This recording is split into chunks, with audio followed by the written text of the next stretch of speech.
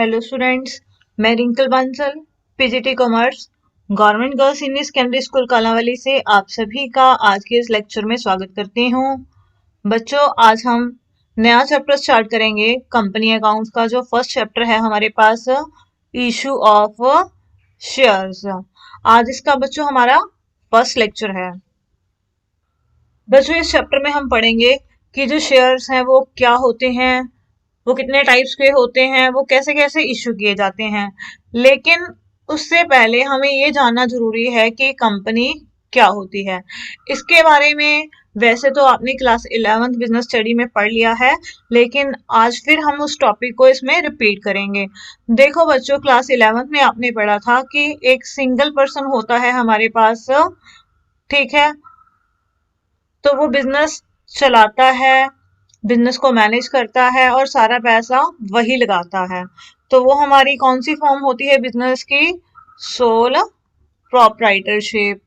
ठीक है, ये हमने पढ़ा था क्लास 11th में। और उसके जो अकाउंट्स हैं वो कैसे तैयार किए जाते हैं। और अब बच्चों, क्लास +2 में हमने क्या पढ़ा कि जब एक से ज्यादा पर्सन मिलकर बिजनेस शुरू करते हैं और उसमें पैसा लगाते हैं और उसका जो प्रॉफिट है वो आपस में बांटते हैं, तो वो क्या थी? हमारी पार्टनरशिप। बच्चों, ये भी हमने पढ़ ली। ये दोनों जो फॉर्म है बच्चों, एक लिमिटेड लेवल तक बिजनेस को करने के लिए यूज की जाती हैं। मान लीजिए हमने बिजनेस का जो दायरा है वो और बढ़ाना है और बड़ा बिजनेस करना है, तो उसके लिए हमें बहुत सारे पैसे की जरूरत पड़ती है। तो बहुत सारे जो पर्सन है वो उसमें पैसा लगाते हैं। ठीक है बच्चों, तो उसे क्या बोला जाता है? कंपनी। ठीक है, और ये जो लोग, ये हमारी कंपनी है। और ये जो पर्सन्स हैं जो इसमें पैसा लगा रहे हैं बिजनेस के लिए, बिजनेस पर्पस के लिए, तो इन पर्सन को बच्चों क्या बोला जाता है? Share holders.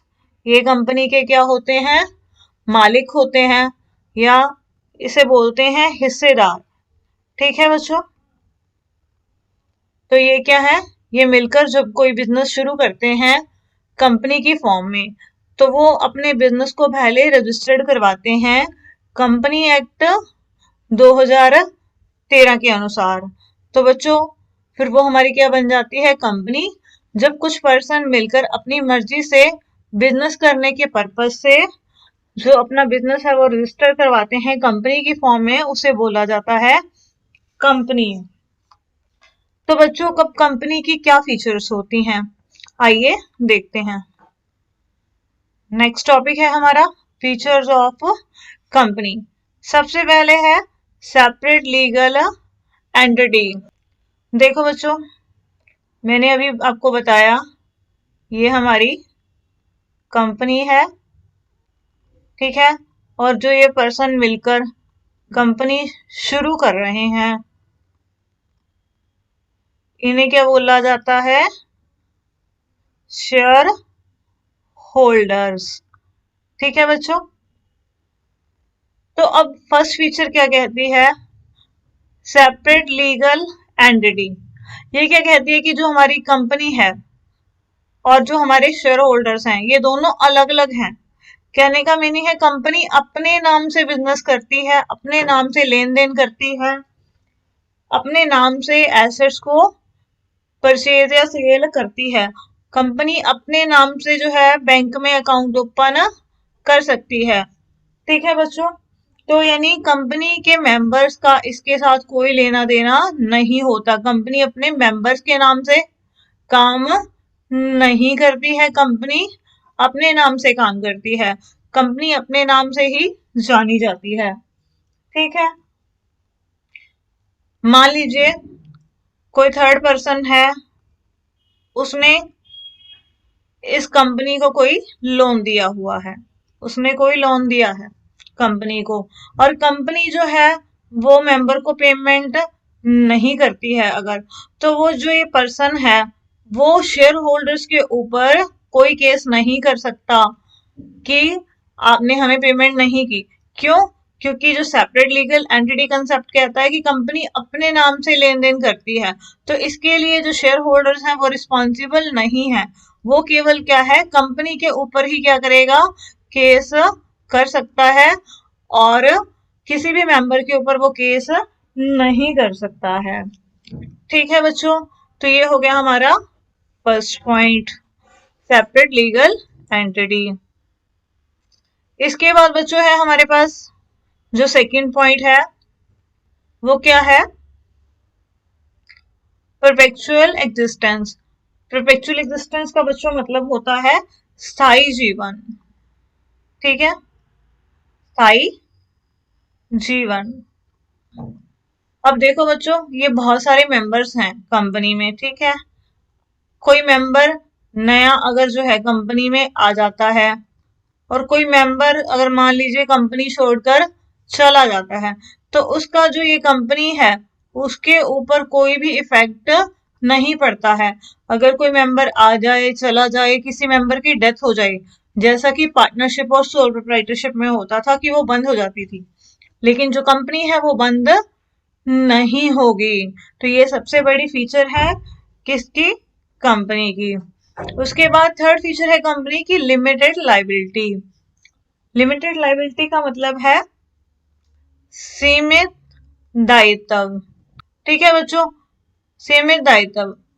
देखो बच्चों, ये हमारे शेयर होल्डर्स हैं, कंपनी के जो इन्होंने शेयर्स खरीदे हुए हैं, मान लीजिए इन्होंने 100 शेयर जो कंपनी के खरीदे हुए हैं, और हर शेयर जो है बच्चों वो 10 रुपए का है, तो टोटल जो अमाउंट हो गई यहाँ पर वो हमारी कितनी होगी, 1000 रुपीज। और कंपनी मान लीजिए लॉस में चली गई, और कंपनी को लॉस हो गया 1 लाख रुपीज का। ठीक है, तो यहाँ पर क्या है, वो अपने जो मेंबर्स हैं उनसे जो मैक्सिमम है वो कितनी अमाउंट मंगवा सकती है, 1000 रुपीज ही मंगवा सकती है, वो उनसे 1 लाख रुपया नहीं मंगवा सकती। वो कैसे, जितनी अमाउंट के उन्होंने शेयर खरीदे हैं, कंपनी सिर्फ उनसे उतने ही पैसे मंगवा सकती है अगर उन्होंने वो पे नहीं किए हैं मैक्सिमम। उससे ज्यादा वो अमाउंट जो है वो अपने मेंबर से नहीं मंगवा सकती, चाहे कंपनी को कितना भी लॉस हो जाए। तो यानी जो इसके मेंबर्स हैं उसकी जो लाइबिलिटी है बच्चों वो क्या होती है, लिमिटेड होती है। इसके बाद बच्चों कंपनी की फोर्थ फीचर है कॉमन सील। बच्चों ये हमारी कंपनी है, ठीक है, हमें ये पता है, और जो हमारी कंपनी होती है वो क्या होती है, आर्टिफिशियल पर्सन। ठीक है, तो आर्टिफिशियल पर्सन है, ये खुद तो अपने सिग्नेचर नहीं कर सकती, तो इसके लिए कंपनी के जो सिग्नेचर होते हैं वो कौन सी फॉर्म में होते हैं, आर्टिफिशियल फॉर्म में। बच्चों कंपनी की एक मोहर बनी होती है। ठीक है, जो भी कंपनी के डॉक्यूमेंट्स होंगे उसके ऊपर इसका होना जरूरी होता है। अगर मान लीजिए कोई भी कंपनी का डॉक्यूमेंट है, उसके ऊपर ये स्टैंप नहीं लगी है कंपनी की, इसे हम कंपनी की स्टैंप भी बोलते हैं, अगर ये स्टैंप नहीं लगी है उन डॉक्यूमेंट्स के ऊपर तो वो लीगली वैलिड नहीं माना जाता है डॉक्यूमेंट। तो यानी ये एक तरह से क्या होते हैं, कंपनी के सिग्नेचर होते हैं, और ये क्या होती है, कंपनी की स्टैंप होती है जो हर डॉक्यूमेंट के ऊपर लगी होती है। उसके बाद बच्चों है फिफ्थ पॉइंट हमारे पास, ट्रांसफरेबिलिटी ऑफ शेयर्स। मैंने बच्चों आपको अभी बताया, जो कंपनी के मेंबर्स होते हैं, जो कंपनी में पैसा लगाते हैं, बिजनेस के ओनर्स होते हैं, ठीक है, उन्हें क्या बोला जाता है, शेयर होल्डर्स। क्यों बोला जाता है उन्हें शेयर होल्डर्स, क्योंकि उनके पास जो ये कंपनी है इसके क्या होते हैं, शेयर्स होते हैं। ठीक है बच्चों, तो इन शेयर्स के होने की वजह से इन्हें बोला जाता है शेयर होल्डर्स। बच्चों ये शेयर्स जो होते हैं वो ट्रांसफर किए जा सकते हैं, यानी जो हिस्सा कंपनी का इनके पास है, कंपनी की जो टोटल कैपिटल होती है बच्चों वो छोटे छोटे पार्ट्स में डिवाइड होती है। ठीक है, तो वो जो स्मॉल पार्ट है कंपनी की कैपिटल का, कैपिटल ऑफ कंपनी, तो उसे बोला जाता है शेयर। अगर ये शेयर होल्डर चाहें तो अपना जो हिस्सा है शेयर्स में बच्चों उसे किसी भी थर्ड पार्टी को ट्रांसफर कर सकते हैं। तो इसे बोला जाता है ट्रांसफरेबिलिटी ऑफ शेयर्स। ठीक है, लेकिन कुछ टर्म्स और कंडीशंस होती हैं जब जो ये हिस्सा है शेयर्स का, ये शेयर होल्डर्स दूसरे पर्सन को ट्रांसफर करते हैं तो उन्हें वो शर्तें माननी पड़ती हैं। तो ये हो गई फीचर्स ऑफ द कंपनी। एक बार हम इसे रिवाइज कर लेते हैं। फर्स्ट है सेपरेट लीगल एंटिटी। कंपनी और कंपनी के जो मेंबर्स होते हैं बच्चों वो अलग अलग होते हैं। कंपनी जो है अपने नाम से काम करती है। ठीक है। सेकंड, परपेचुअल एग्जिस्टेंस, स्थायी जीवन। जो कंपनी के मेंबर्स हैं बच्चों। थर्ड पॉइंट है लिमिटेड लाइबिलिटी। जो ये शेयर होल्डर्स होते हैं बच्चों कंपनी के या मेंबर्स होते हैं, इनकी जो लाइबिलिटी होती है वो लिमिटेड होती है। और इनकी लाइबिलिटी कहाँ तक होती है? जितनी अमाउंट के इन्होंने शेयर खरीदे हैं तो कंपनी मैक्सिमम उनसे उतनी अमाउंट ही मंगवा सकती है, उससे ज्यादा नहीं मंगवा सकती, चाहे कंपनी को कितना भी लॉस क्यों ना हो जाए। उसके बाद बच्चों फोर्थ है हमारे पास कॉमन सील। जो कंपनी की बच्चों स्टैंप होती है उसे हम बोलते हैं कॉमन सील, या जो कंपनी के सिग्नेचर होते हैं उसे कॉमन सील बोला जाता है। और कंपनी के जितने भी डॉक्यूमेंट्स होते हैं उसके ऊपर इसका लगा होना जरूरी होता है। उसके बाद है फिफ्थ पॉइंट है ट्रांसफरेबिलिटी ऑफ शेयर्स। बच्चों जो शेयर होल्डर्स के पास शेयर्स होते हैं वो ट्रांसफर किए जा सकते हैं किसी और पर्सन को। अगर शेयर होल्डर चाहे तो उनका हिस्सा आगे ट्रांसफर किया जा सकता है, मींस बेचा जा सकता है, अगर वो कंपनी के मेंबर नहीं बने रहना चाहते। तो ये हो गई बच्चों फीचर्स ऑफ द कंपनी। इसके बाद हम स्टार्ट करते हैं बच्चों टाइप्स ऑफ द कंपनी। बच्चों हमारा टॉपिक है टाइप्स ऑफ कंपनी, यानी कंपनियों के प्रकार। बच्चों जो बेसिकली कंपनीज हैं उनको 3 पार्ट्स में डिवाइड किया गया है। फर्स्ट है अनलिमिटेड कंपनी, सेकंड है कंपनी लिमिटेड बाय गारंटी, और थर्ड है हमारे पास कंपनी लिमिटेड बाय शेयर्स। बच्चों जो कंपनी लिमिटेड बाय शेयर्स है इसको भी आगे फर्दर 3 कैटेगरीज में डिवाइड किया गया है। फर्स्ट प्राइवेट कंपनी यानी निजी कंपनी, सेकंड है पब्लिक कंपनी यानी सार्वजनिक कंपनी, और थर्ड है हमारे पास वन पर्सन कंपनी यानी एक व्यक्ति वाली कंपनी। तो आइए अब आगे हम इसको डिटेल में पढ़ते हैं। देखो बच्चों सबसे पहले है हमारे पास अनलिमिटेड कंपनी। अनलिमिटेड कंपनी को बच्चों बोला जाता है असीमित कंपनी। ठीक है बच्चों। अब ये असीमित कंपनी क्या होती है? बच्चों मान लीजिए ये हमारी कंपनी है और ये हमारे क्या हैं? इसके मेंबर्स हैं, यानी इसके शेयर होल्डर्स हैं। ठीक है। और मान लीजिए कंपनी को जो है वो लॉस हो गया 1 लाख रुपए का। ठीक है।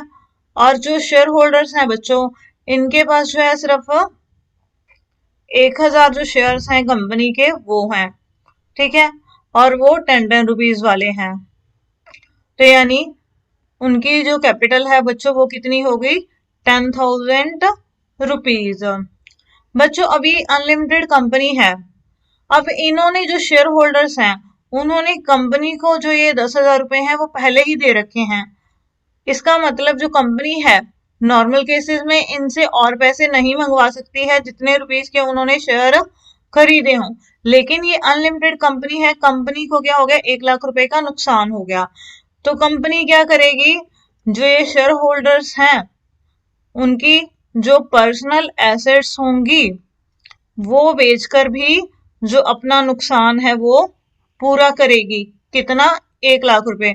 मतलब कंपनी अपने लॉस को पूरा करने के लिए अपने मेंबर्स की जो पर्सनल एसेट्स हैं उनका प्रयोग कर सकती है, क्योंकि कंपनी जो लॉ है वो इनको परमिशन देता है अनलिमिटेड कंपनीज को। लेकिन तो इसका मतलब क्या हुआ कि कंपनी को जितना भी लॉस हो गया तो कल को आपको अपनी जो पर्सनल एसेट्स हैं वो क्या करनी पड़ेंगी? बेचकर भी कंपनी का जो लॉस है वो पूरा करना पड़ेगा। तो बच्चों नॉर्मली जो ये कंपनीज हैं ये भारत में नहीं पाई जाती हैं और इस तरह की कंपनीज देखने में नहीं मिलती हैं। तो ये हो गई हमारी अनलिमिटेड कंपनी। इसके बाद है बच्चों हमारे पास company limited by the guarantee. इसे हम बोलते हैं गारंटी द्वारा सीमित कंपनी। गारंटी द्वारा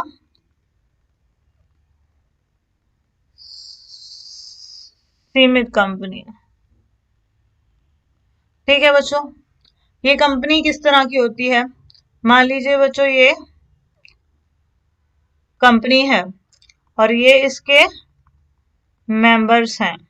ठीक है बच्चों, इन मेंबर्स ने कंपनी को गारंटी दी है कि हम आपको पेमेंट करेंगे अगर आपको लॉस हो जाता है, 50 लाख रुपए की हम आपको पेमेंट कर देंगे। ठीक है, इन्होंने इस बात की गारंटी दी है, किसको? कंपनी को गारंटी दी है। मान लीजिए कंपनी को जो लॉस है बच्चों वो 1 करोड़ रुपए का हो गया, तो ये लॉस है कंपनी का। ठीक है, तो अब जो ये कंपनी है कंपनी लिमिटेड बाय गारंटी है, जैसा कि नाम से पता लग रहा है, तो कंपनी मैक्सिमम उनसे कितना लॉस जो है वो रिकवर कर सकती है, जितनी अमाउंट की उन्होंने क्या करी है, गारंटी दी है। गारंटी बच्चों उन्होंने कितनी अमाउंट की दी है? सिर्फ 50 लाख रुपए की। तो इस केस में बच्चों कंपनी जो है उनसे सिर्फ 50 लाख रुपए तक ही जो है लॉस रिकवर कर सकती है। तो ऐसी सिचुएशन में जो इनकी लाइबिलिटी है मेंबर्स की, ठीक है, जो लाइबिलिटी है मेंबर्स की वो क्या होती है? लिमिटेड होती है। कहां तक लिमिटेड होती है? जितनी अमाउंट की उन्होंने गारंटी दी है कंपनी को, कंपनी उससे ज्यादा अमाउंट उनसे रिकवर नहीं कर सकती लॉस की, तो इसे बोला जाता है company limited by the guarantee. इसके बाद है बच्चों हमारे पास third point, company limited by the shares, जिसे कहा जाता है अंशों द्वारा सीमित कंपनी। अब ये बच्चों अंशों द्वारा सीमित कंपनीज कौन सी होती हैं? देखो बच्चों ये हमारी क्या है, कंपनी है। ठीक है, और ये कंपनीज के क्या हैं, मेंबर्स हैं। और जो ये मेंबर्स होते हैं बच्चों कंपनी के, इनके पास क्या होते हैं, कंपनी के शेयर्स, जो इन्होंने कंपनी से खरीदे हुए होते हैं। ठीक है, मान लीजिए एक शेयर होल्डर ये है बी। बच्चों मान लीजिए इसके पास कंपनी के 1000 शेयर्स हैं और एक जो शेयर है वो 20 रुपए का है। ठीक है, और कंपनी ने जो 15 रुपए हैं पर शेयर वो मंगवा लिए हैं, तो यानी 20 में से उसने 15 रुपए कंपनी को पेमेंट कर दी है। ठीक है, तो उसने कंपनी को कितने रुपीस अभी पे नहीं किए हैं एक शेयर के ऊपर, वो है 5 रुपए। तो यानी उसके पास 1000 शेयर्स हैं और 5 रुपए अभी तक उसने कंपनी को पे नहीं किए हैं। और मान लीजिए कंपनी को लॉस हो जाता है या कंपनी अपने शेयर होल्डर से और पैसा लेना चाहती है, तो बच्चों उस केस में क्या होगा, कंपनी जो ये शेयर होल्डर है बी, इससे वो मैक्सिमम कितनी अमाउंट मंगवा सकती है, 1000 इंटू 5 यानी 5000 रुपीज, जो अमाउंट उसने अभी तक कंपनी को पेमेंट नहीं की है। ठीक है, तो कंपनी सिर्फ उससे वही अमाउंट जो है मंगवा सकती है। मान लीजिए अगर ये 20 रुपए थे, ये पूरे ही अगर उसने पे कर दिए होते बी ने कंपनी को, तो उस केस में बच्चों कंपनी उससे आने वाले टाइम में कोई भी जो अमाउंट है वो नहीं मंगवा सकती, या उसकी जो लाइबिलिटी है वहीं पर खत्म हो जाती है। तो उसे बोला जाता है कंपनी लिमिटेड बाय शेयर्स। तो यानी हर मेंबर की जो लाइबिलिटी है कहां तक होती है, जितने शेयर्स उसने उस कंपनी के खरीदे हैं उसकी जो फेस वैल्यू है सिर्फ वहां तक। अगर उसने पूरी अमाउंट पे कर दी है तो कंपनी आने वाले टाइम में उससे कोई भी जो अमाउंट है वो नहीं मंगवा सकती है। अगर कुछ अमाउंट कंपनी ने जो है मंगवा ली है और कुछ अमाउंट उस कंपनी ने नहीं मंगवाई है, तो कंपनी सिर्फ उनसे वही अमाउंट मंगवा सकती है जो कंपनी ने अभी तक उनसे नहीं मंगवाई है। तो बच्चों ये जो कंपनीज हैं कंपनी लिमिटेड बाय शेयर्स, ये भी आगे हमारे पास 3 टाइप्स की होती हैं। फर्स्ट है प्राइवेट कंपनी, सेकंड है पब्लिक कंपनी और थर्ड है हमारे पास वन पर्सन कंपनी। बच्चों अब हम पढ़ते हैं प्राइवेट कंपनी के बारे में और पब्लिक कंपनी के बारे में। देखो बच्चों, हमारे पास जो कंपनीज हैं वो मेनली दो तरह की होती हैं, प्राइवेट कंपनी और पब्लिक कंपनी। अब प्राइवेट कंपनी कौन सी होती है और पब्लिक कंपनी कौन सी होती है?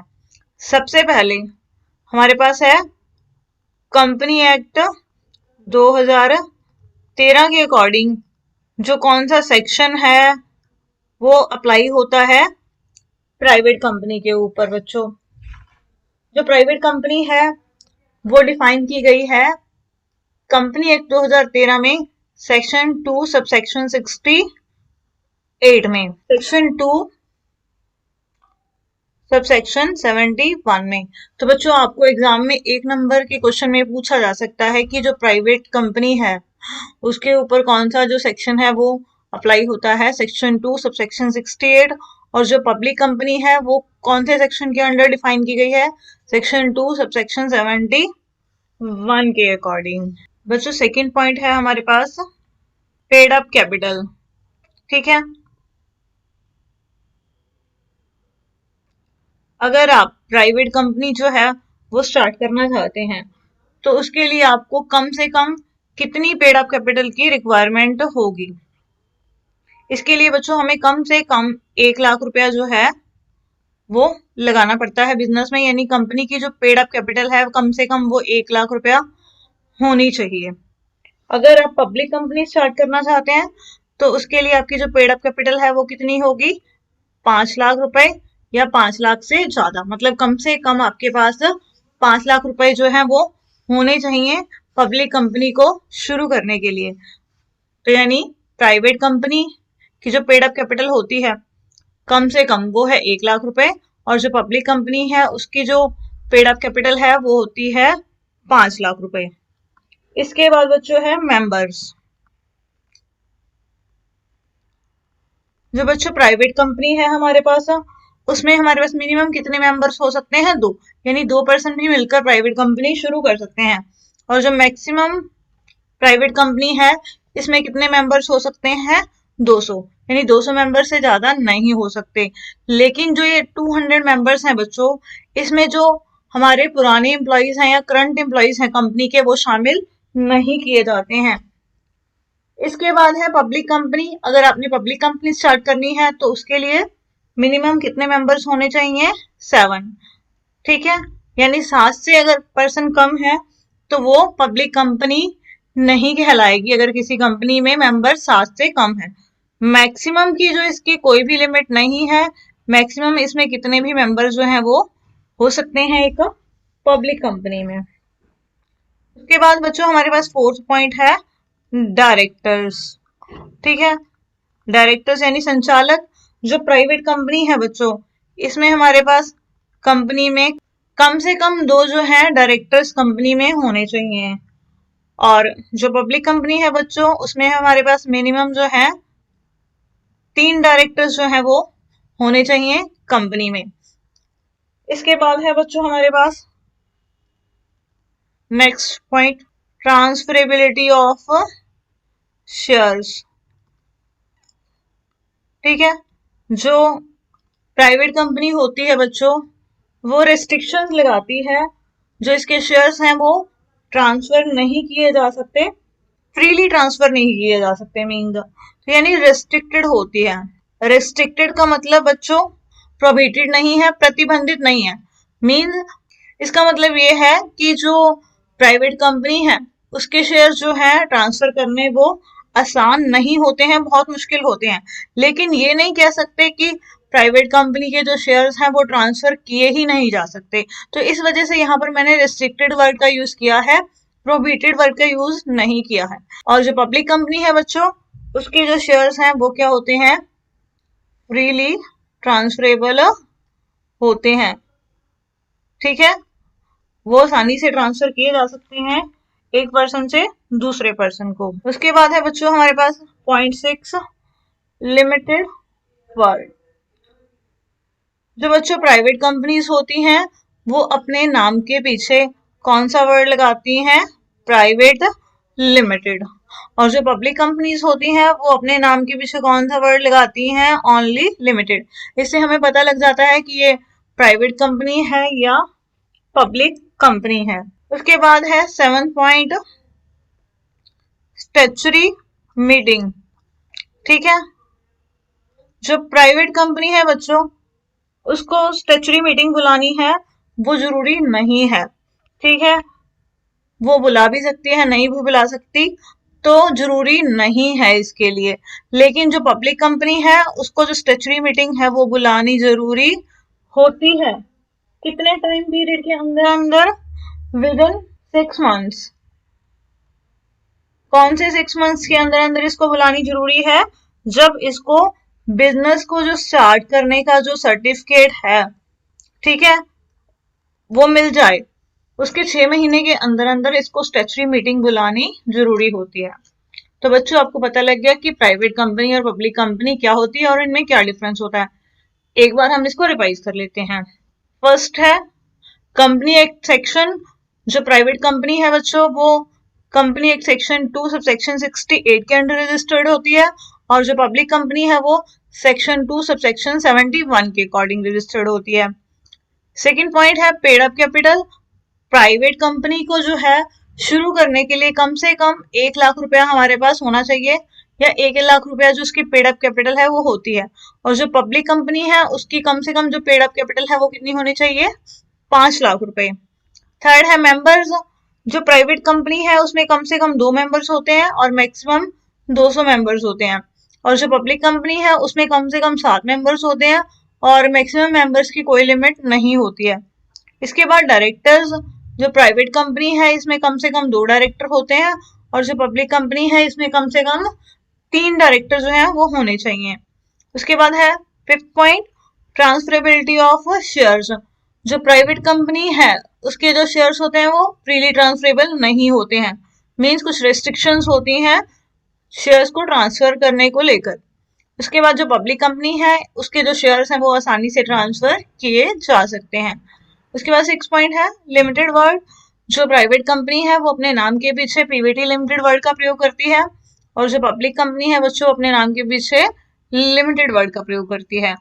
7 स्टैट्यूटरी मीटिंग। जो प्राइवेट कंपनी है उसको स्टैट्यूटरी मीटिंग बुलाने की जरूरत नहीं होती है, लेकिन जो पब्लिक कंपनी है उसको जब बिजनेस को स्टार्ट करने का जो सर्टिफिकेट मिल जाता है तो उसके 6 महीने के अंदर अंदर उसको जो है स्टैट्यूटरी मीटिंग बुलानी पड़ती है। तो इसके बाद अब हम स्टार्ट करते हैं 1 पर्सन कंपनी। बच्चों 1 पर्सन कंपनी क्या होती है?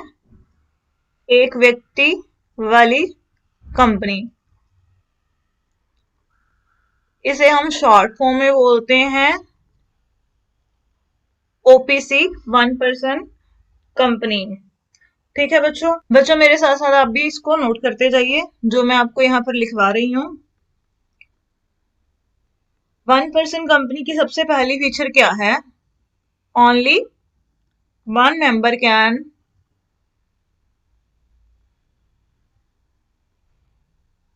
फॉर्म ए कंपनी। मतलब कोई भी जो एक पर्सन है, अकेला व्यक्ति है, वो 1 पर्सन कंपनी जो है वो बना सकता है। ठीक है, और इसको जो स्टार्ट करने के लिए आपकी जो पेड अप कैपिटल है वो कितनी होनी चाहिए? कम से कम paid up capital minimum 1 lakh. यानी प्राइवेट कंपनी की तरह इसकी जो मिनिमम पेड अप कैपिटल होती है वो कितनी होती है? 1 लाख रुपए। और जो मैक्सिमम बच्चों इसकी पेड अप कैपिटल होगी वो कितनी होगी? 50 लाख रुपीज। तो यानी 1 पर्सन कंपनी की जो 10 लाख से ज्यादा नहीं हो सकती है। ठीक है, इसके बाद है नंबर ऑफ डायरेक्टर्स। इसमें कितने डायरेक्टर्स होंगे? बच्चों इसमें मिनिमम 1 डायरेक्टर होगा और मैक्सिमम इसमें हमारे पास 15 जो डायरेक्टर हैं वो हो सकते हैं। जैसे बच्चों प्राइवेट कंपनीज हैं वो अपने नाम के पीछे पीवीटी लिमिटेड वर्ड का प्रयोग करती हैं, और जो पब्लिक कंपनीज हैं वो अपने नाम के पीछे लिमिटेड वर्ड का प्रयोग करती हैं। तो ये कौन सा वर्ड यूज करेंगी? It can use the word OPC. तो ये अपने नाम के आगे ओपीसी वर्ड जो है वो लगा सकती हैं, जिससे पता लग जाता है कि ये 1% कंपनी है। तो ठीक है बच्चों, तो 1% कंपनी कौन सी होती है? जिसमें सिर्फ एक सिंगल पर्सन है, वो कंपनी को बना सकता है। और इसके ऊपर जो है बच्चों कौन सा जो सेक्शन है वो अप्लाई होता है? कंपनी एक्ट 2013 का सेक्शन 2 सबसेक्शन 62। और इसकी जो मिनिमम पेड अप कैपिटल है बच्चों वो 1 लाख होती है, और मैक्सिमम जो है इसकी पेड अप कैपिटल 50 लाख रुपए होती है। नंबर ऑफ डायरेक्टर्स, इसमें जो है मिनिमम 1 डायरेक्टर होता है और मैक्सिमम इसमें 15 डायरेक्टर हो सकते हैं। उसके बाद है it can use the word OPC. ये अपने नाम के साथ ओपीसी वर्ड का इस्तेमाल कर सकती है। ठीक है, अब इसके बाद बच्चों जो ये 1% है वो कौन सा हो सकता है जो कंपनी बना सकता है?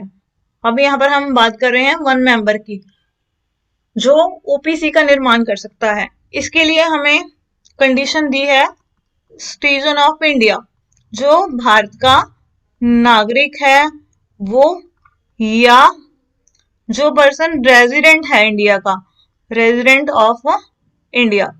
अब बच्चों सिटीजन के बारे में तो हमें पता ही है कि कौन से जो पर्सन है सिटीजन्स होते हैं, जो इंडिया में बॉर्न होते हैं और उन्हें भारतीय नागरिकता साथ के साथ ही मिल जाती है। अब बात करते हैं हम यहाँ पर रेजिडेंट की। अब रेजिडेंट कौन होता है?